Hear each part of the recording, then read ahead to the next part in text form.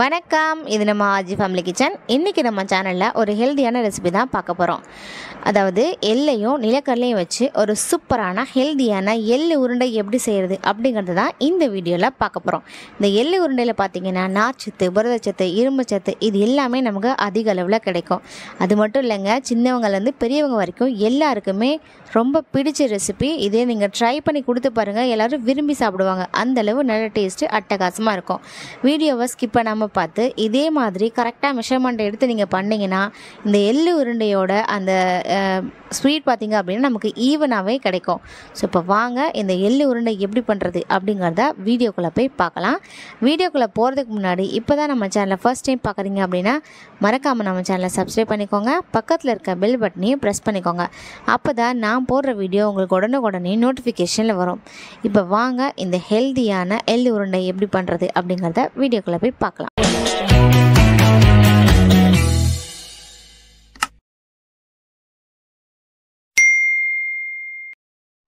எள்ளு உருண்டை பண்ணுறதுக்காக நான் 1 கப் அளவு வெள்ளை எள்ளு எடுத்திருக்கேன். பாருங்கள், இப்போ இதை வந்து நல்லா வறுத்துக்கணும். இது கூடவே 1/2 கப் அளவு நிலக்கடலை எடுத்திருக்கேன்.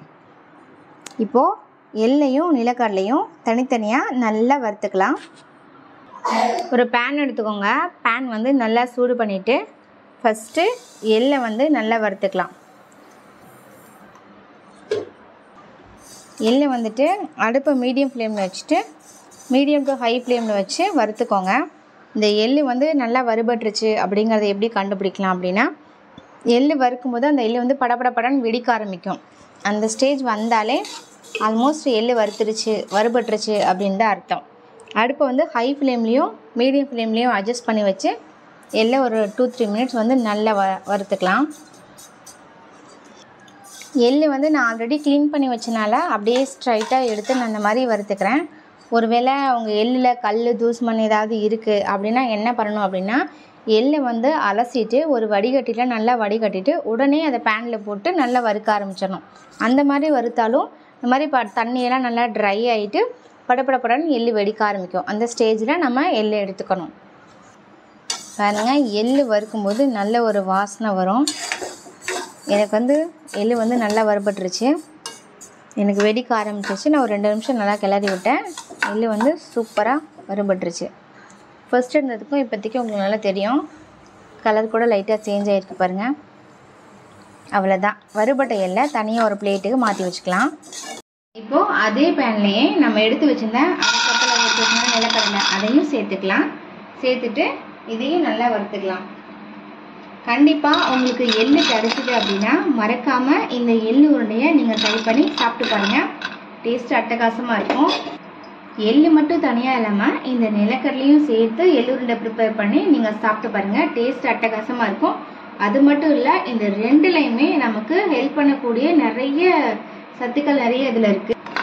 எள்ளு கூட இந்த நிலக்கடலையும் சேர்த்து நம்ம அந்த எள்ளு உருண்டை பண்ணி சாப்பிடும்போது அதிகப்படியான சத்துக்கள் வந்து நமக்கு கிடைக்கும். மறக்காமல் அதை ட்ரை பண்ணி சாப்பிட்டு பாருங்கள். டேஸ்ட் அட்டகாசம். பாருங்கள், நிலக்கடலை வந்து நல்லா வறுபட்டுருச்சு. எள்ளையும் சரி நிலக்கடலையும் சரி நல்லா கொஞ்சம் கிறிஸ்பியாக வறுக்கணும். அப்போ தான் வந்து இந்த எள்ளு உருண்டை கெட்டு போகாமல் இருக்கும். இன்னும் 1-2 வறுத்தீங்க அப்படின்னா கண்டிப்பாக எள்ளு உருண்டை ரொம்ப நாள் வச்சுக்க முடியாது, கெட்டு போயிடும். இது வறுபட்டுருச்சு. இது ஒரு பிளேட்டில் மாற்றிக்கலாம். நம்ம வறுத்த இந்த எள்ளையும் நிலக்கடலையும் தனித்தனியாக ஒரு பிளேட்டில் போட்டு இதை நல்லா ஆறுனதுக்கப்புறம் தான் நம்ம மிக்ஸி ஜாரில் சேர்த்து அரைச்சி நம்ம எள்ளு உருண்டை ரெடி பண்ண போகிறோம். இப்போ இது ரெண்டுமே நல்லா ஆறட்டும். எள்ளும் நிலக்கடலையும் நல்லாவே ஆறிடுச்சு. ஃபஸ்ட்டு வந்து எள்ளை மிக்ஸி ஜாரில் சேர்த்து அரைச்சிக்கலாம். ஃபஸ்ட்டு மிக்ஸி ஜாரில் எள்ளை சேர்த்து அரைச்சிட்டு வந்துக்கலாம். எள்ளை நல்லா அரைச்சாச்சு. இப்போ இதை தனியாக ஒரு பவுலுக்கு மாற்றிக்கலாம். அடுத்து நிலக்கடலை சேர்த்து நல்லா அரைச்சிக்கலாம். பாருங்கள், நிலக்கடலையுமே நல்லா ஃபைனாக அரைச்சாச்சு. இப்போ இது கூடவே திரும்ப நம்ம ஃபஸ்ட்டு அரைச்சோம் பார்த்தீங்களா அந்த எள்ளு, அதை அப்படியே இதில் சேர்த்துக்கலாம். இது ரெண்டையும் ஒன்றா சேர்த்தாச்சு. இப்போ இதில் 1 கப் அளவு துருவன வெல்லம் அதையும் சேர்த்து நல்லா அரைச்சிட்டு வந்துக்கலாம். பாருங்கள், எள்ளு, நிலக்கடலை, வெல்லம் 3ம் சேர்த்து நல்லாவே அரைச்சாச்சு. இப்போ இதை ஒரு பவுலுக்கு மாற்றிக்கலாம். அவ்வளோதாங்க. இதை அப்படியே நல்லா உடச்சி விட்டுட்டு நம்ம அப்படியே உருண்டை பிடிச்சிக்கலாம். நம்ம ஆயில் வந்து எதுவுமே சேர்க்கல. ஆக்சுவலாக எள்ளுலையும் நிலக்கடலையுமே நீங்கள் நல்லா மிக்ஸி ஜாரில் சேர்த்து அரைக்கும்போது ஆயில் அதிலே பிரிஞ்சு வரும். அதனால் ஆயில் எதுவுமே சேர்க்கல. இது ரெண்டையும் சேர்த்து நல்லா உதுத்து விட்டுட்டு இந்த மாதிரி உருண்டை பிடிச்சி நம்ம எடுத்து வச்சுக்கலாம். அதாவது மிக்ஸி ஜார்லேயும் சரி, இந்த பவுல்லையும் சரி, தண்ணியே இருக்கக்கூடாது. தண்ணி இருந்துச்சு அப்படின்னா இந்த எள்ளு உருண்டையை உங்களால் ரொம்ப நாளைக்கு வச்சுக்க முடியாது. மேக்ஸிமம் இந்த எள்ளு உருண்டையை ஒரு 5லேருந்து 7 நாள் வரைக்கும் வச்சு சாப்பிட்லாம். அதுக்கு மேலே வச்சு சாப்பிடாதீங்க. எப்போவுமே அப்பப்போ ப்ரிப்பேர் பண்ணி அப்பப்போ சாப்பிட்ணும். அதுதான் நமக்கு நல்லது.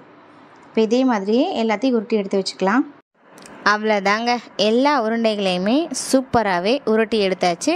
நம்ம ரெடி பண்ண இந்த எள்ளு உருண்டைகளை ஒரு ஏர் டைட்டான கண்டெய்னர் பாக்ஸில் வச்சு ஸ்டோர் பண்ணி வச்சுக்கலாம். இந்த எள்ளு உருண்டைகள் வந்து ஒரு வாரம் வரைக்கும் நம்ம ஸ்டோர் பண்ணி வச்சுக்கலாம். எப்போவுமே நம்ம ரெடி பண்ணுற இந்த எள்ளு உருண்டைகளை வந்துட்டு ரொம்ப நாள் ஸ்டோர் பண்ணி வைக்கணும் அப்படின்னு நினைக்காதீங்க.